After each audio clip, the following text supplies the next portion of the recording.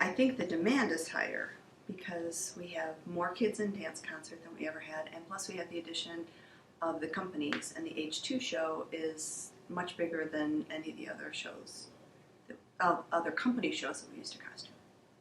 So the demand is higher.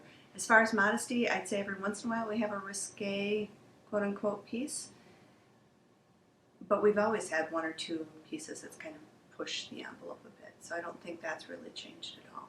But the numbers and the demand for numbers of costumes has definitely changed. Well, like I said, the H2 concert now in the fall is a combination of two smaller companies, and we didn't used to design or build for them, and now we build for the H2 concert, which is generally 50 to 60 costumes, and that's a load I didn't used to have.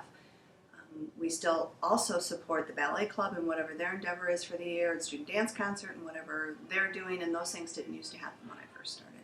So we build at least twice as many costumes as we used to, and also support 3 times probably as many student-led performances as we used to. Sure. I think we have to always keep in mind where we are and who our audience is and who our performers are. And our students are not quite as comfortable in the minimal costumes that perhaps a professional dancer would be.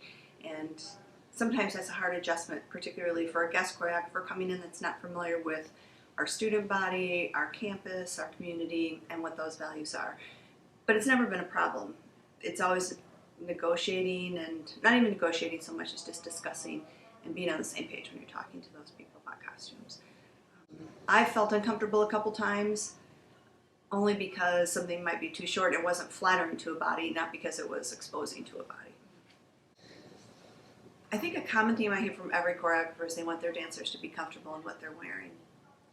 I've never had it, I shouldn't say never, I haven't in recent years had a choreographer that just had a design in mind and was going to go for it no matter how the dancer felt, no matter how it moved. This is what this particular choreographer wanted. Most choreographers here aren't that way. They want the dancers to be comfortable, to feel like they're in their own skin, because it's really about the work and the body and the technique and how that's presented. Not really, you shouldn't really look at the piece and think costume. You should be thinking about the work. So I don't think we have that. So I think across the board, our Hope kids are more modest than most dancers that I've worked with, particularly if you're comparing to the professional world. But that's also an age thing. You know, most professional dancers aren't 19 and 20 years old. They're a little bit older. So I don't think so. I really think kids are kids.